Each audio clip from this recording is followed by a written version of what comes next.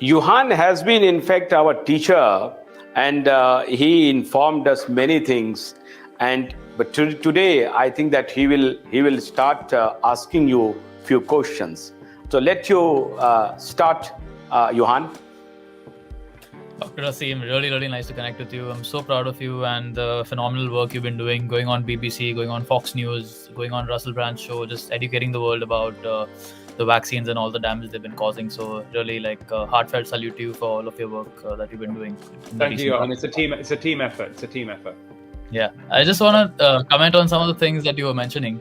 Firstly, is the WHO corruption. So this ties in very well to the RT-PCR point that Ashutosh was trying to bring, and it also ties into the point that you were talking about, where you were saying that companies generally, I mean, like the tobacco example you mentioned, when we were seeing increased risk of heart events or strokes and stuff with respect to smoking, the industry was trying to deny it, blaming it on really obscure causes. So from my analysis of the situation, the WHO clearly is a compromised entity, and as you rightly mentioned, Gates Foundation is giving it's the second largest funder, and the WHO also in the beginning did not mention about the RT-PCR CT cycle and how if you increase that, it can increase the chance of having a positive. I mean, there are papers which compare viral culture testing, which is the gold standard for testing for viruses, with the RT-PCR, and they find that the higher the CT cycle, the higher the cycle threshold, the more the chance of false positives, and the lesser that is, you have a lesser chance of having a false positive, and you can actually catch an infection. Whereas if you really increase the sensitivity, then you might catch some viral fragments. The WHO probably knew this, but they came out almost a year, like after the first wave had passed, even I think way into the second wave, they came out with a statement saying that yes, the RT-PCR CT cycle can affect the false positive rate. So they issued advisory to countries based on that. So my question is really, I mean, if you see for COVID, right, when people were actually going to the hospital falling sick because of COVID, it was only COVID. Like, these people have died from COVID, and then there are a lot of doctors who've come out and said that we overinflated the COVID deaths. Anyone with a PCR positive was just stuck as a COVID death. But when it comes to vaccines, and we see such a strong temporal association, people are literally dying 1 day, 2 days after the vaccine. In Mumbai, we have a really heartbreaking case. We filed a case on behalf of this young boy in the Bombay High Court right now, and the hearings have also come. So he took Covishield because literally the state government in Maharashtra imposed a mandate wherein people had to take these vaccines in order to travel, to go to work. And because of the pandemic, a lot of lives had been disrupted. So this young chap had to forcefully take the vaccine. He's taken the vaccine and he's died in 3 hours after that. It's 23-year-old guy. So the reason I'm making this point is that even when we have such a strong temporal association, the media pundits and all these mainstream lying doctors come out and say, oh no, it could have been the weather, it could have been like really obscure causes which you honestly feel like abusing them, even when the link is so clear. Yeah. And when it came to COVID, they were just like, no, you test, you come up PCR positive and it's a COVID death.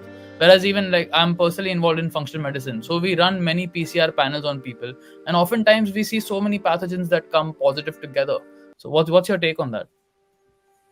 Yeah, it's very unfortunate. It's very, very sad, the story, Johan, and I'm sure it's a story that's been replicated countless times throughout the world, where people have been forced or mandated to have the vaccine. Certainly, when I was tackling vaccine hesitancy, that's something I never would have agreed with. We've never done any mandates in this country, in the UK.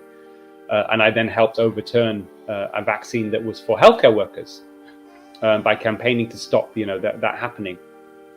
So that first and foremost is just wrong. We should never, any medical intervention should never be mandated.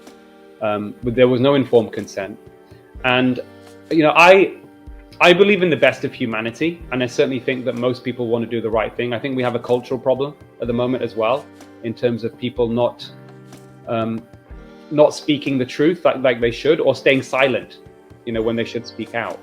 I don't think doctors would deliberately be lying. I think, again, it comes back to, I've coined this new term. It's called the psychopathic determinants of health. So, the downstream effects of the psychopathic entity is that people either are misled or they turn a blind eye to the truth. And that isn't good. And when I say blind eye to the truth, I talk about, many doctors who, for example, may be aware and then decide to stay silent. I think other doctors that are being very dogmatic, whether it's about vaccines or that the vaccine can't be causing this, I think that they are, they have the illusion of knowledge. Stephen Hawking, and this actually even comes from Buddhist principles, right? What's worse than ignorance? The illusion of knowledge. And I think I would suspect that these people have that, as opposed to it being something malicious and deliberate. I even think people like Bill Gates, for example, I think they themselves are, their minds are shrouded in ignorance and the illusion of knowledge as well. I actually don't think that they are deliberately trying to harm people at all, but they are very, very heavily conflicted. And we shouldn't have people with such gross, flagrant conflicts of interest influencing our health policy. That's the real problem here, Johan. But in terms of the people that have died or been coerced into having the vaccine, it's criminal. Let's be honest. That whole situation is nothing short of criminal.